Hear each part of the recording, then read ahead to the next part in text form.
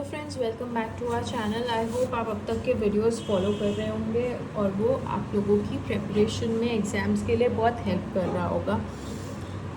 हम अभी तक डिस्कस कर रहे थे साउंड एंड साउंड में हमने बहुत सारे टर्म्स डिस्कस करे हैं अब तक with reference two waves and reflection and absorption.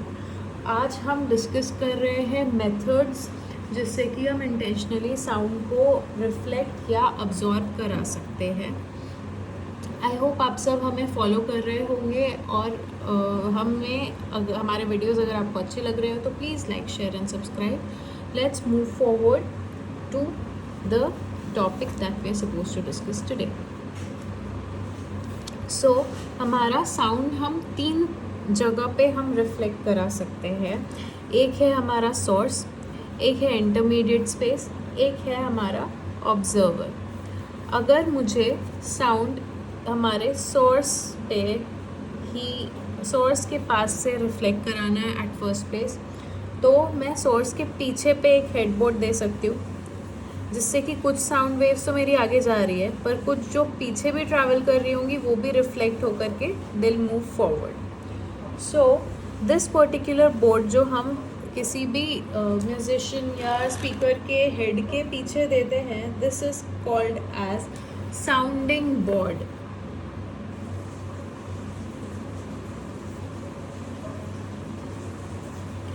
Sounding board.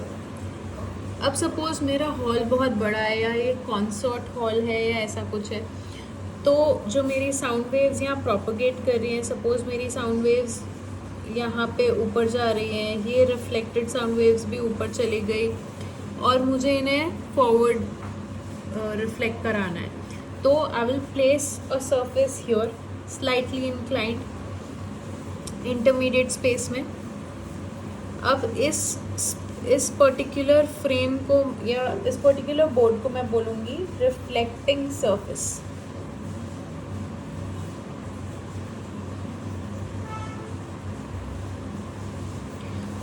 अभी रिफ्लेक्टिंग सरफेस की जो लेंथ होती है that is equal to the wavelength of the lowest frequency of the sound.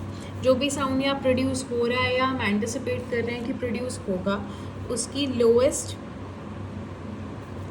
Frequency wave के अकॉर्डिंग, के लेंथ के अकॉर्डिंग हम इस बोर्ड की लेंथ डिटरमाइन करते हैं।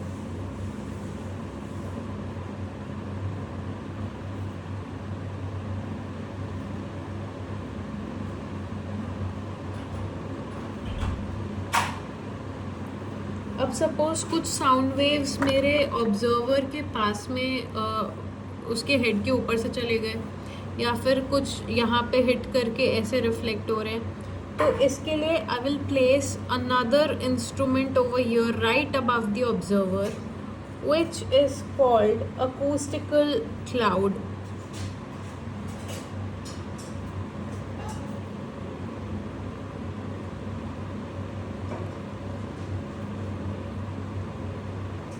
Acoustical cloud is used near the observer.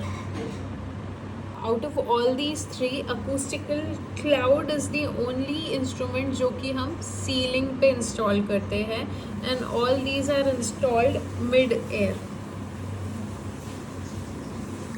Now suppose if you want certain sounds या certain rooms to be soundproof, या फिर आपको चाहिए कि कुछ जगहों पे आपका साउंड ट्रैवल ना करे या सेलेक्टिवली ट्रैवल करे, तो how do you do that? ऐसी चीज़ें हम कहाँ करेंगे? या तो हम फैक्ट्रीज़ में कर सकते हैं या हम हॉस्पिटल्स में कर सकते हैं जहाँ पे हमें चाहिए कि साउंड एक रूम से दूसरे रूम तक ना जाए या मशीनरी का साउंड ज़्यादा प्रोपगेट ना करे। तो कुछ चीज़ें जैसे कि if it all we want sound to go in a certain direction, तो अगर मेरा ये एक रूम है एंड उसके नेबरिंग एक ये रूम है, कुछ साउंड मेरा डैम्पन डाउन होगा बिकॉज ऑफ द वॉल और द स्ट्रक्चर इन बिटवीन। अब उसमें से सेलेक्टिवली आई वांट कि मेरा साउंड इस रूम से इस रूम में जाए, तो what I can do is I can create a duct over here. मैंने पूरा यहाँ से ब्लॉक करा हुआ है एंड मैंने ये डक्ट क्रिएट करी है फॉर सिलेक्टिव साउंड परमिएबिलिटी. अब इस डक्ट को मैं बोलूँगी फ्लैंकिंग पाथ.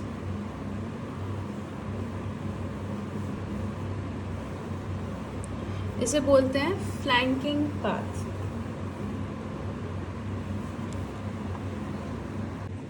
अब सपोज मेरा एक हॉस्पिटल है एंड ऊपर के रूम में शायद मेरी बहुत हैवी मशीनरी चल रही है और नीचे के रूम में मेरा पेशेंट है, वो एडमिट है and I don't want them to get disturb because of the machinery. So what will I do is, if suppose ये मेरा ऊपर वाला रूम है जहाँ पे मैंने मशीनरी रखी हुई है, तो मैं इस पर्टिकुलर मशीनरी को आइसोलेट कर दूंगी from the structure so that structure से साउंड ना ट्रैवल कर सके. अब इसे आइसोलेट करने के लिए सबसे पहले I will place it on an RCC या कंक्रीट का brick.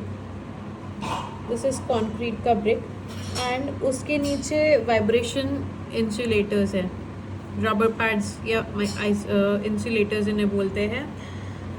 So this particular RCC block is called inertial block. Inertia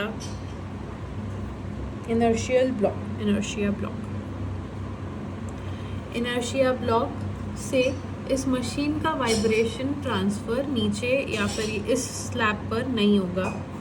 Now these rubber pads are called vibration insulators.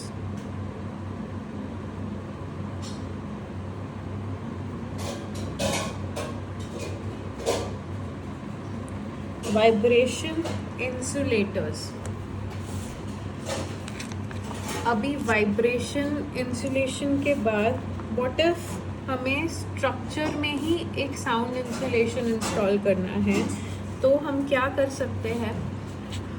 Sound travels faster in solids because उनके molecules are closely packed and it travels slower in lesser denser medium. So अगर मेरा structure है वो hollow रहेगा या उसमें glass wool मैं fill कर देती हूँ, तो it will become insulated for sound. So this technique, suppose ये मेरा एक पार्टीशन मटेरियल है एंड ये मेरा एक पार्टीशन मटेरियल है, ये मेरी एक हॉलो वॉल है. अब इन्हें सपोर्ट करने के लिए I have filled glass wool over here. इस ग्लास वूल के बीच में मैंने वुड पेग्स लगाए हुए हैं.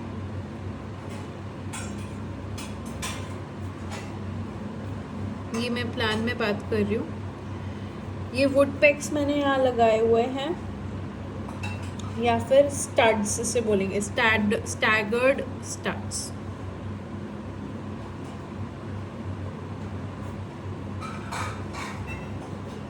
This is called staggered stud system या पार्टीशन. इस तरह से अगर मैं एक पार्टीशन वॉल क्रिएट करती हूँ तो मेरा जो साउंड है that will propagate less from one surface to the other. So these were some of the methods to reduce sound from propagating from one room to the other. We'll discuss some of the numericals in the next video. इस topic से gate में बहुत commonly numericals आते हैं, mostly 2 formulas पे ही based है and will discuss some of them in our next videos. Thank you so much. Stay tuned. Please like, share and subscribe.